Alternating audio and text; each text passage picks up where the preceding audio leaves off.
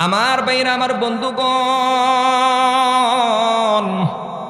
এরে বাবাজি, মুসলিম শরীফের ভিতরে বর্ণনা এসেছে রে বন্ধু, আমি আর আপনি যদি নবী মুহাম্মদুর রাসূলুল্লাহকে ভালোবাসি, তাহলে আল্লাহ রব্বুল আলামিন আমার আপনারে কেমন ফজিলত দান করবেন। হযরতে আনাস ইবনে মালিক রাদিয়াল্লাহু তাআলা আনহু থেকে হাদিসটি বর্ণিত পাওয়া যায়। আনাস ইবনে মালিক ডাক দিয়ে বলেন, ও দুনিয়ার মানুষ, আমি একদিন নবীজির খেদমতে ছিলাম। এমত অবস্থায় এক সাহাবী এসে জিজ্ঞাসা করলেন, নবী গো, ও নবীজি, কিয়ামত কবে সংঘটিত হবে? কিয়ামতের সুনির্দিষ্ট কিছু তারিখ আমারে আপনি বলে দেন, কিছু আলামত আমারে আপনি বলে দেন। রে বাবাজি,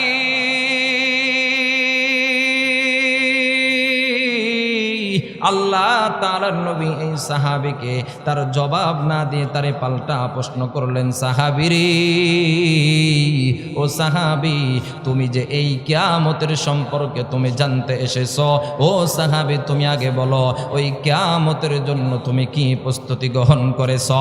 আমার ভাইরা, আমার বন্ধুগণ, সাহাবী ডাক দেবার, নবী গো, তেমন কোনো প্রস্তুতি গ্রহণ করতে পারি নাই গো নবী, কিন্তু আমি একটা প্রস্তুতি গ্রহণ করেছি। সেই প্রস্তুতি হলো নবী গো, আমি আমার জীবনের চাইতেও আমি আল্লাহ এবং তার রাসূলকে বেশি ভালোবাসি। জোরে বলেন সুবহানাল্লাহ। আল্লাহ তাআলার নবী সাথে সাথে ডাক দিয়ে বলেন, সাহাবী, তুমি যাকে তোমার জীবনের চাইতেও বেশি ভালোবাসবা, যারে তুমি মহব্বত করবা, তার সাথেই তোমার হাসর নাসর হবে। মুসলমানি বন্ধু, এখন আমাকে আপনাকে একটু নিজের দিলে প্রশ্ন করে দেখেন, আমি আর আপনি কাকে বেশি মহব্বত করতেছি? যারে বেশি মহব্বত করতেছি ওই ব্যক্তিটা কি জাহান্নামী নাকি জান্নাতি? যদি জাহান্নামী হয়, তাহলে আমার আপনার বুঝে নিতে হবে ওনার পিছ পিছ আমার জাহান্নামে যাইতে হবে। কথা বলেন ঠিক কিনা বে ঠিক? এরে বাবাজি, এই বাণী শোনার পর আনাস ইবনে মালিক হাদিস বর্ণনাকারী সাহাবী ডাক দিয়ে বলে, দুনিয়ার মানুষ রে, আমি আনাস ইবনে মালিক এতটা খুশি হয়েছি যে এরকম খুশি আমি ইসলাম গ্রহণ করার পরও আমি এতটা খুশি হই নাই। এ দুনিয়ার মানুষ, জানোনি কেন আমি আনাস ইবনে মালিক এতটা খুশি হইলাম? কারণ হলো, যেই সময় আমি শুনলাম নবীজির বাণী, তুমি যারে মহব্বত করবা, যারে বেশি ভালোবাসবা, তার সাথে তোমার হাসর নাসর হবে। দুনিয়ার মানুষ রে, আমি আনাস ইবনে মালিকের জীবনের চাইতেও আল্লাহ এবং তার রাসূল, পাশাপাশি আবু বকর ওমরকেও ভালোবাসি। যদিও ওয়া ইল্লাম আমাল বিআমালিহিম, যদিও তাদের আমলের মতন আমার আমল নয়। এ দুনিয়ার মানুষ,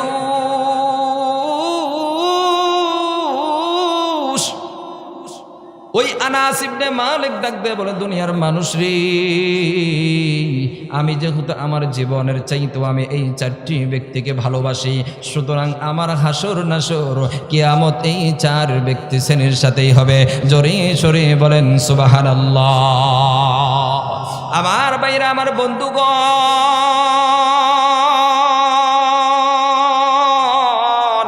আমি আর আপনি কেন নবী মুহাম্মদকে ভালোবাসতে পারবো না?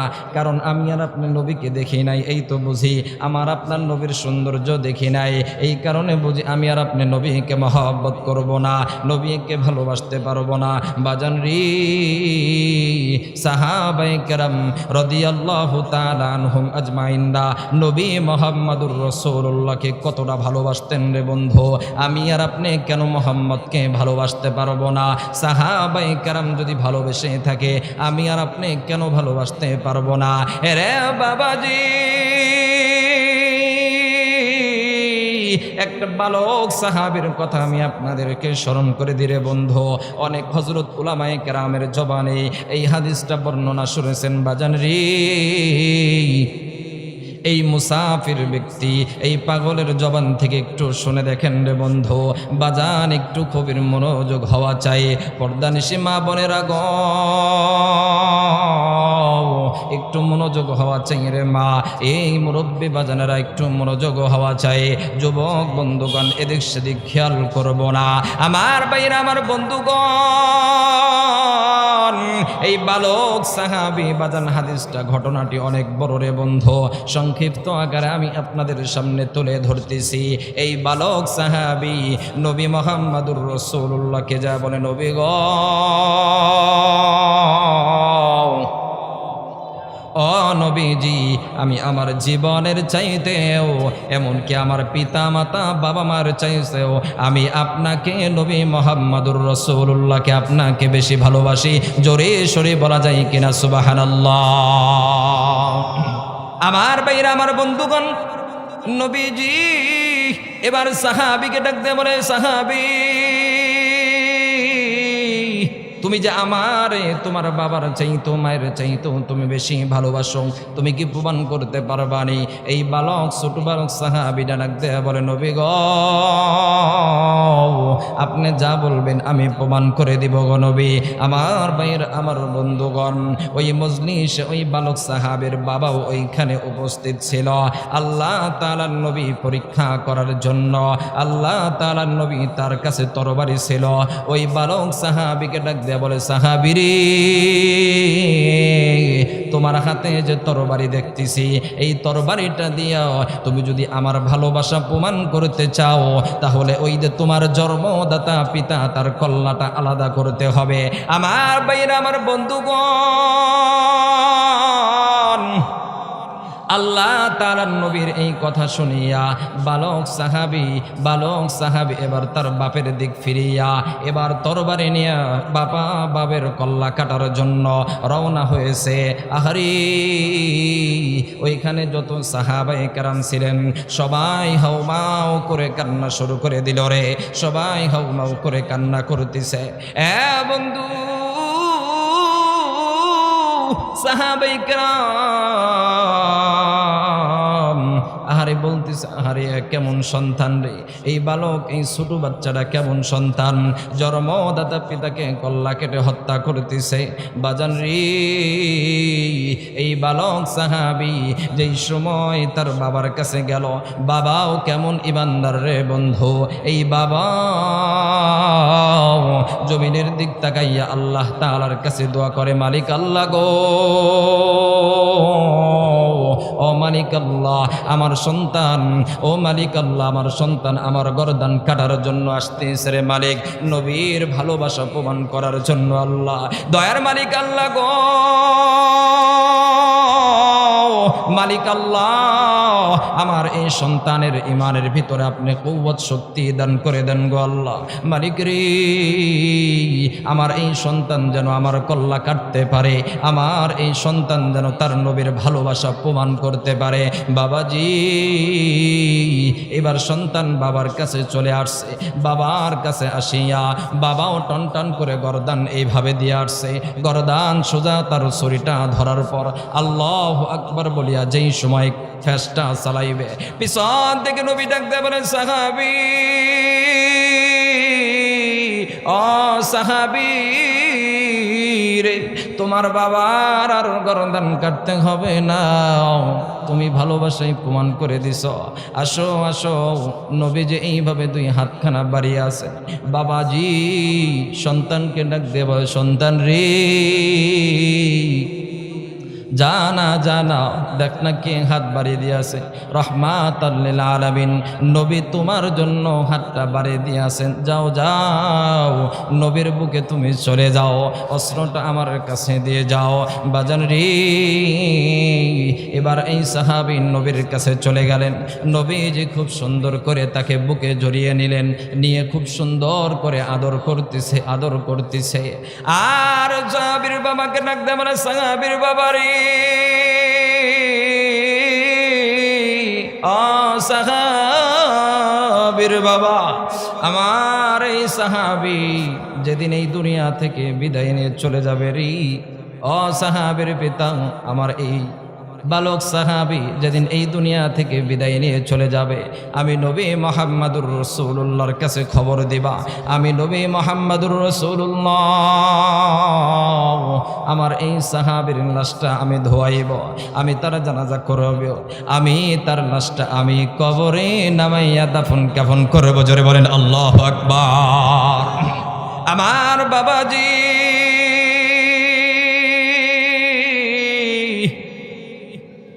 এই কথা যেই সময় আল্লাহ তাআলার নবী এই বালক সাহাবীর পিতাকে বলল, এবার পিতা নবীজিকে ডাক দিয়ে বলে, নবী গো, আপনার কথা শুনে মনে হইতেছে গো নবী, আমার এই সন্তান আর দুনিয়াতে বেশি দিন বাঁচবে না গো নবী। নবীজি, মনে হয় বাপ ডাক থেকে আমি অল্প দিন বাপ ডাক শোনা থেকে মাহরুম হয়ে যাব গো নবী গো। আপনি যেহেতু বলেছেন আমার এই সন্তান যেদিন দুনিয়া থেকে বিদায় নেবে গো নবী, আমি আপনাকে খবর দেব, আপনাকে সংবাদ না দিয়ে আমি আমার এই সন্তানের জানাজা করাইব না। আরে বাবাজি, এই বান্দা যেই সময় এই বালক সাহাবীর পিতা বালক সাহাবীকে নিয়ে বাসায় চলে গেলেন, বাজার রে, বাসায় যাওয়ার পর কিছুদিন পর এই বালক সাহাবীর শরীরে জ্বর চলে আসলো, জ্বরে আক্রান্ত হয়ে গেল। আহারে মাতা মা জননী সন্তানকে ডাক দেয়া বলে, সন্তান রে, মনে হয় নবী মুহাম্মদুর রাসূলুল্লাহর কথা কাজে লেগে গেছে গো সন্তান। এ সন্তান,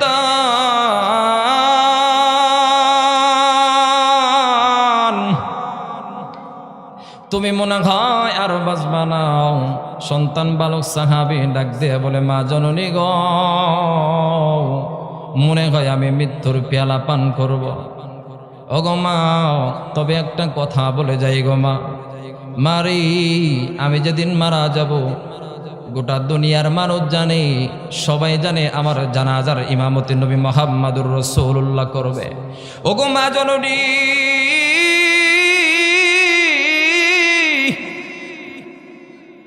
মা আমি একটা কথা বলে যাই, মানে আমি যদি রাত্রিতে মারা যাই গো মা, মারি আমার নবী মুহাম্মদুর রাসূলুল্লাহকে খবরটা দিবা না। আর আমি যদি দিনে মারা যাই, তাহলে নবী মুহাম্মদুর রাসূলুল্লাহকে খবর দিবা। রাজশাহী বিভাগের কানসার এলাকার বাবাজি, বিশ্বনাথপুরের মা বোনেরা গো, বাজান একটু দেখেন না, একটু গভীর মনোযোগ হওয়া চাই, দিলটা একটু নরম করে দেন রে বন্ধু। বাবা গো, এবার মা জননী ডাক দেয়া বলে, সন্তান রে, কি জন্য তুমি রাত্রিতে মারা গেলে নবীর কাছে খবর দেব না, আর দিনের বেলা মারা গেলে নবীর কাছে খবর দেবার কারণটা কি? বাবাজি, এবার এই বালক সাহাবী ডাক দেয়া বলে, মা গো, আমার বাসা থেকে 3 থেকে 2.5 কিলোমিটার দূরে হলো আবু জাহেলের বাসা, এইদিকে নবীরও বাসা এরকম কিলোমিটারই দূরে। মা গো, যদি আমি রাত্রিতে মারা যাই, আমার খবর শোনা মাত্রই নবী মুহাম্মদুর রাসূলুল্লাহ রাত্রিতে চলে আসবে। ওগো মা জননী, ওই রাতের অন্ধকারে যদি আমার নবী মুহাম্মদুর রাসূলুল্লাহকে কেউ যদি আঘাত করে, কাল কিয়ামতের ময়দানে আল্লাহ রাব্বুল আলামিন আমার যদি ডাক দেয় বলে, বান্দারি, ও বান্দা, তোমার কারণে আমার নবী মুহাম্মদ মার খেয়েছে। ওগো মা, আমি আল্লাহ তাআলার কাছে কি জবাব দেব? মা গো, এই জন্য তুমি আমারে কথা দাও, আমি যদি রাত্রিতে মারা যাই, তাহলে তুমি নবী মুহাম্মদুর রাসূলুল্লাহর কাছে খবরটা দিবা না, আর যদি আমি দিনে মারা যাই, তাহলে তুমি নবী মুহাম্মদুর রাসূলুল্লাহর কাছে খবরটা দিবা। বাবা জননী ডাক দিয়ে বলে, সন্তান আমার,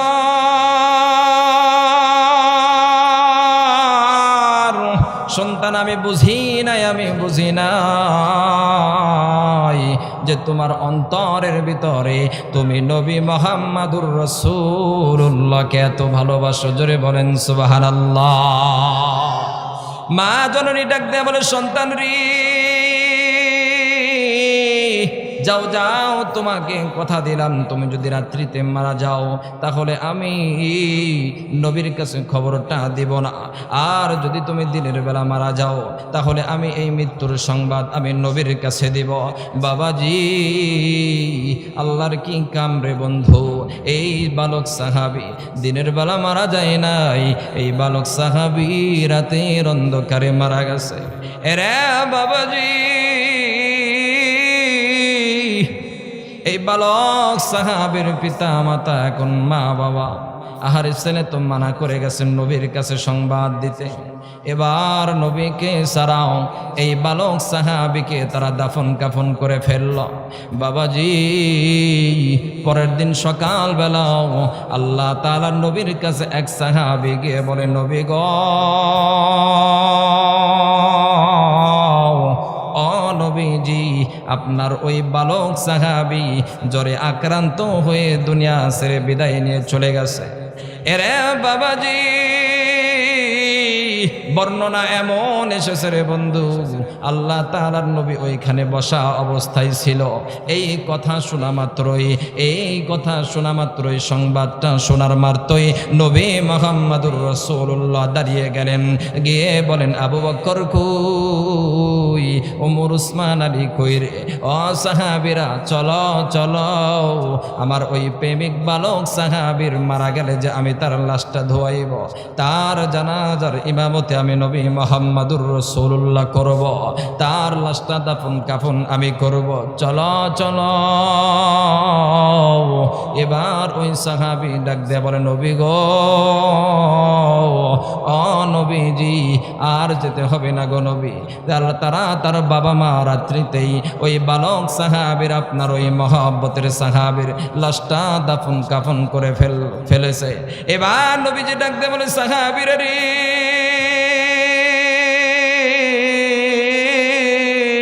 এটা কেমন কথা হইল? তার বাবা না আমার কাছে বলে গেল, তার বাবা না আমার কাছে ওয়াদা দিয়ে গেল, তার সন্তান যেদিন এই দুনিয়া থেকে বিদায় নিয়ে চলে যাবে সেদিন আমাকে খোঁজ দিবে, আমাকে সংবাদটা দিবে। আর আমি নবী কত সুন্দর করে বলে দিলাম যে তোমার সন্তানের জানাজার ইমামতি আমি করব, লাশ দাফন কাফন আমি করাইব। সাহাবীরা চলো চলো যাই, দেখি তার মা বাবা কেন আমাদেরকে জানাইল না, কেন আমার কাছে সংবাদ পৌঁছাইল না। আমার বন্ধু, আল্লাহ তাআলার নবী সাহাবীদেরকে নিয়ে চলে গেলেন ওই বালক সাহাবীর বাসায়। যা বলে, বালক সাহাবীর পিতা কই, তুমি কেন আমার কাছে সংবাদ দিলা না? তোমারে না আমি বলছি যে তোমার সন্তান যেদিন দুনিয়া থেকে বিদায় নিবে সেদিন তুমি আমার কাছে আমার কাছে সংবাদ পাঠাইবা, আমি তার লাশ দাফন কাফন সমস্ত কিছু আমি করব। বাবাজি, এবার পর্দা নিশি থেকে মা জননী ডাক দেয়া বলে, নবী গো, ও নবীজি, আমি জানতাম না আমার ছেলে আপনাকে এতটা মহব্বত করে, এতটা ভালোবাসে।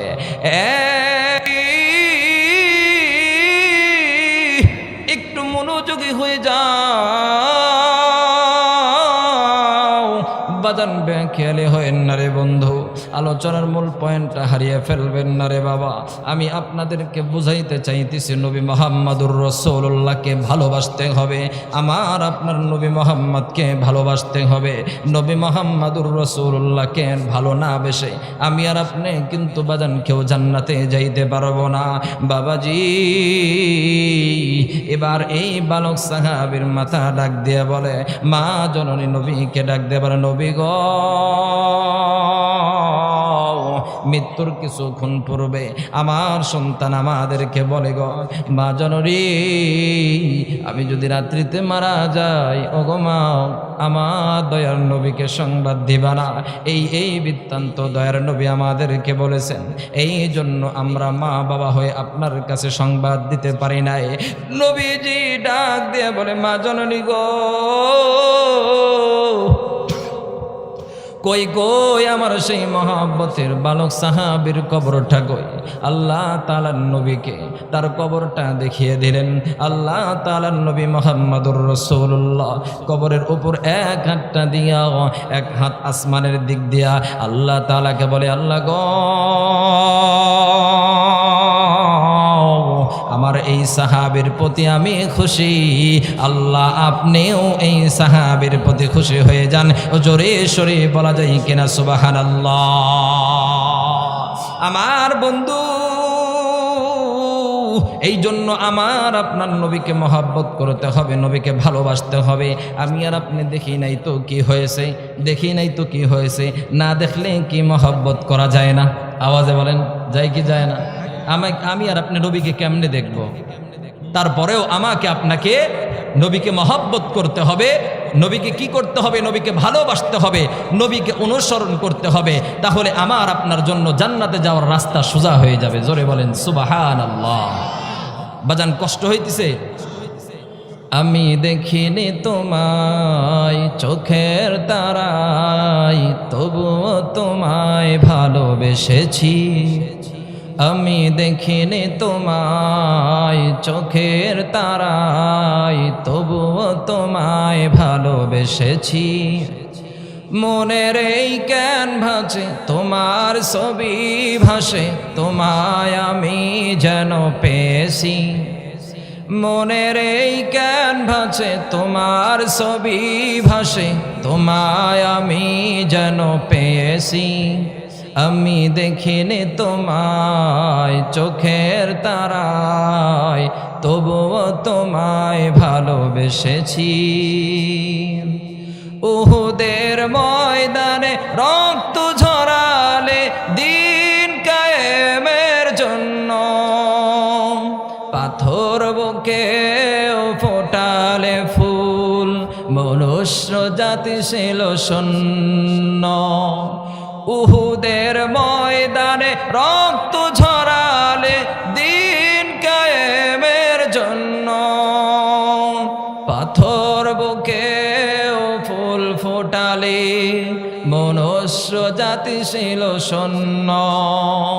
শত জ্বালাতন সয়েছ তুমি, সব কাহিনী শুনে কেঁদেছি। শত জ্বালাতন সয়েছ তুমি, সব কাহিনী শুনে কেঁদেছি। আমি দেখিনি তোমায় চোখের তারায়, তবুও তোমায় ভালোবেসেছি। তাই না? আমি আর আপনাকে নবীকে না দেখেই তো ভালোবাসবো, তাই না? আমি আর আপনি নবী মুহাম্মদুর রাসূলুল্লাহর উম্মত। আচ্ছা বলেন, এইখানে যদি আমি দলীয় কথা বলি, এইখানে আওয়ামী লীগ আছেন না? আছে। বিএনপি আছে, জামাত আছে, ইসলামী আন্দোলন, খেলাফত মজলিস, প্রত্যেকটা দলের প্রত্যেকজন এক একজন করে একটা ব্যক্তি হলেও এইখানে আছেন। আচ্ছা বলেন, আওয়ামী লীগের আল্লাহকে, আওয়ামী লীগের রবকে? আওয়াজে বলেন। বিএনপির, জামাতের, ইসলামী আন্দোলন, খেলাফত মজলিস, সবারই তো আল্লাহ। তাহলে মনে হয় নবী আলাদা। আওয়ামী লীগ, বিএনপি, জামাত, ইসলামী আন্দোলন যত দল আছে সমস্ত দলের নবী মুহাম্মদুর রাসূলুল্লাহ। বুঝি সবার কিতাব আলাদা? আওয়ামী লীগের এক কিতাব, বিএনপির আর এক কিতাব, জামাত ইসলামের আর এক কিতাব, ইসলামী আন্দোলনের আর এক কিতাব, এমন কি? এমন তো নয়, সবারই কি কুরআনুল কারীম। তাই তো আমরা এতটুকু তো বিশ্বাস করি, এতটুকু তো মানি। হ্যাঁ, তাহলে মুসলমান। খতমে নবুওয়াত যারা নবীর পরে কাদিয়ানি এরা তো কাফের। কাদিয়ানি এরা কি? কাফের। এদেরকে যারা কাফের মানবে না তারাও কাফের, ফতোয়া অনুযায়ী তারাও কি কাফের। এরা হলো নবীর রিসালাতকে বিশ্বাস করে না। জোরে বলেন নাউজুবিল্লাহ। নবীর রিসালাতকে বিশ্বাস করে না। মুসলমান দত্তহীন কন্তে বলতে চাই, এই বাংলার জমিন ন্যায়টো মুসলমানদের দেশ। এই বাংলার জমিনে কেউ যদি আল্লাহকে নিয়ে অপমান করে, কেউ যদি নবীকে নিয়ে কটূক্তি কথা বলে, কেউ যদি কোরআনকে নিয়ে কটূক্তি কথা বলে, আরে রাজনীতি করো, তোমার রাজনীতির দলে তুমি রাজনীতি করো, তুমি আওয়ামী লীগ, বিএনপি, জামাত, তুমি যা ইচ্ছা তুমি তাকে ভোট দাও, কোনো মুসলমানদের ইমানের কোনো দ্বিধাদ্বন্দ্ব নাই। কিন্তু মুসলিম একটা কথা মনে রাখবে, ও খতমে নবুয়তের, ও উম্মতি মুহাম্মাদের সৈনিকেরা, ইসলামের ভিতরে কোনো রাজনৈতিক কোনো বিষয় নিয়ে আসো না। কে যে ব্যক্তি, যে কুলাঙ্গার নবীর শানে, কুরআনের শানে, যে আল্লাহর শানে যে কটূক্তি কথা বলবে, কিসের আওয়ামী লীগ, কিসের বিএনপি, কিসের খেলাফতে মজলিস, কিসের আহলে হাদিস, কিসের সালাফি, কিসের হানাফি, শাফি, হাম্বলি, মাহমুদি, কিসের কি, আমরা এক কথায় তার বাংলার জমিন থেকে তাকে দিল্লিতে পাঠাই দিতে হবে। হিন্দুস্তানি কথা বলেন ঠিক কিনা বেটি? মুসলমান আজকের আল্লাহ তাআলাকে নিয়ে কটূক্তি করা হইতেছে। আবুল সরকার নামের একজন বাউল, নাম হলো আবুল সরকার বাউল। বাউল শব্দের অর্থ হলো পেশাব। এই ব্যক্তি আল্লাহ তাআলাকে নিয়ে কটূক্তি করে, বলে যে আল্লাহ তাআলার এদিকও নাই সেদিকও নাই, এমন এমন শব্দ উচ্চারণ করে কথা বলছে। মুসলমান এইখানে এই পবিত্র স্থানে সেই শব্দগুলো নেওয়া, এটা মনে করি বেয়াদবি। এতটা খারাপ শব্দ দ্বারা উচ্চারণ করেছে। আচ্ছা বলেন, কুল আউযু বিরাব্বিন নাস মালিকিন নাস, নাস শব্দের অর্থ কি? মানুষ। মানুষ, নাস শব্দের অর্থ কি? মানুষ। আমরা এটা সবাই জানি। আরে পাগল কয় কুল আউযু বিরাব্বিন নাস, নাসো, মালিকিন নাস আল্লাহ তাআলা কইছে নাসো, ইলাহিন নাস আল্লাহ কইছে নাসো, নাস নাস নাস, আল্লাহ তো নাচতেই কইছে, নাউযুবিল্লাহ। আচ্ছা বলেন, বুঝলাম এই আবুল সরকার, এই বাউলটা হলো পাগল। যারে জ্ঞানীমান ব্যক্তিরা তারে সাপোর্ট করতেছে, তারা কি? তারা তো বড় পাগল। তারা কি বড় পাগল? মুসলমান কাদিয়ানীদের বিরুদ্ধে, এই আবুল বাউলদের বিরুদ্ধে বিপ্লব হবে, ইসলামের বিপ্লব হবে, কুরআনের বিপ্লব হবে, হাদিসের বিপ্লব হবে। ও মুসলমান তৈয়ার থাকো। যদি উলামায়ে কেরাম, আমাদের মাথার নেতারা যদি আমাদেরকে যদি জিহাদের ময়দানে যদি ডাকে, 1971 সালে বাংলাদেশের কেন্দ্র করে বাংলাদেশের স্বাধীন হয়েছে। মুসলমান ওই দিন, যেদিন আমাকে আপনাকে রাজনীতির দল নয়, আমাকে আপনাকে ইসলামকে রক্ষা করার জন্য যেই সময় জিহাদের ময়দানে ডাকবে, ওই জিহাদের ময়দানে আমরা জিহাদ করব। যদি প্রয়োজন হয় জেল খাটবো, যদি প্রয়োজন হয় জেলে যাইয়া, প্রয়োজন হলে আমার গলায় ফাঁসি জুটবে, প্রয়োজন হলে মাঠে জিহাদের ময়দানে রক্ত দিয়ে শহীদ হতে প্রস্তুত আছেন কে কে? দুই হাত কেন দুকে দেখান। এই বাংলাদেশের নাস্তিকতার কোনো ঠাঁই হবে না। নাস্তিকতা নিপাত, দিন ইসলাম জিন্দাবাদ, কোটি পানে একই আওয়াজ। খুদার দহি সার পাবে না, এই বাংলায় তাই হবে না। মুসলমানরা জেগেছে আজ। ও জোর কদমে সামনে চলো, বজ্র কণ্ঠে আওয়াজ তুলো, সবাই মিলে একই তালে দাও না স্লোগান, নারায়ে তাকবীর, নারায়ে তাকবীর। দিন ইসলাম, দিন ইসলাম জিন্দাবাদ, জিন্দাবাদ। মুসলমানদের জন্য দেশের হয়েছে জন্ম, মুসলমানদের বিরুদ্ধে গেলে দেশ হবে ভিন্ন। কথা বলেন, যারা মুসলমানদের বিরুদ্ধে যারা নিয়েছো অবস্থান, এই বাংলায় ঠাঁই হবে না, যাও হিন্দুস্তান। ও জোর কদমে সামনে চলো, বজ্র কণ্ঠে আওয়াজ তুলো, সবাই মিলে একই তালে দাও না স্লোগান, নারায়ে তাকবীর, নারায়ে তাকবীর। দিন ইসলাম, দিন ইসলাম জিন্দাবাদ, জিন্দাবাদ। এই বাংলার জমিনে মুসলিম, এই বাংলার জমিনে আমরা কোনো নাস্তিকদেরকে ঠাঁই দিব না। সম্মানিত হাজিরিন, শুধু আমার আপনার শুধু বাসায় বাজারে গ্রামের অলিগলিতেই নবী মোহাম্মদুর রসুল্লাহকে ভালোবাসি, নবী মোহাম্মদুর রসুল্লাহকে অনুসরণ করি, নবীর জন্য জীবন দিতে পারবো, অথচ জিহাদের ময়দানে আমাকে আপনাকে ডাকছে, কোনো একটা মিছিলও আমারে আপনার খুঁজে পাওয়া যায় না। আচ্ছা বলেন, আপনাকে কি আপনার এলাকায় এসে আপনাকে কি শহীদ করবে কেউ? তুমি নবী মোহাম্মদুর রসুল্লাহকে ভালোবাসছো, তোমাকে আমি শহীদ করলাম, তোমাকে হত্যা করলাম, আপনার এলাকায় হবেনি? আপনার এলাকায় কেউ কিছু করবে না।